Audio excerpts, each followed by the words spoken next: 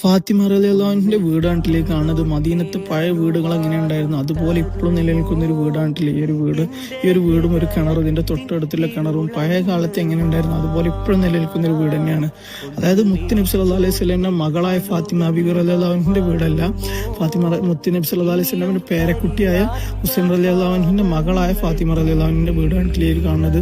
അതായത് പഴയ കാലത്ത് എങ്ങനെ ഉണ്ടായിരുന്നു അതുപോലെ നിലനിൽക്കുന്ന ഒരു വീട് തന്നെയാണ് ഇപ്പോഴും.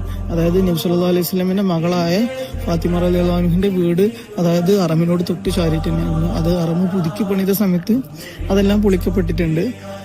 പിന്നീട് ഹുസൈൻ റളിയല്ലാഹു ഇവിടെയായിരുന്നു താമസിച്ചിരുന്നത് പറയുന്നത്. ഇതിന്റെ തൊട്ടടുത്ത് ഈ കാണുന്ന കിണറുടെ വെള്ളം തീരെ കിട്ടാത്ത സമയത്ത് ഫാത്തിമ റളിയല്ലാഹു ഇവിടെ മഴ കൊണ്ട് കുഴിച്ചിട്ട് ഉറവ് പൊട്ടി എന്നാണ് പറയപ്പെടുന്നിട്ടില്ല. അവിടെ ഒരു കിണർ രൂപപ്പെട്ടു. അതാണ് ഇപ്പൊ ഈ കാണുന്ന കിണർ. ഈ പഴയ കാലത്ത് കച്ചവട സംഘങ്ങളൊക്കെ പോയിരുന്ന സമയത്ത് വെള്ളം കുടിക്കാനൊക്കെ എടുത്തിരുന്നതും വെള്ളം ആവശ്യങ്ങൾക്ക് എടുത്തിരുന്നത് ഈ ഒരു കിണറ്റിൽ നിന്നാണ് പറയപ്പെടുന്നത്. എന്തായാലും ഈ കിണറൊക്കെ പഴയതുപോലെ തന്നെ ഉണ്ടല്ലോ എപ്പോഴും നിലനിൽക്കുന്നത്. എന്തായാലും ഇവിടെയൊക്കെ എല്ലാവർക്കും വന്ന്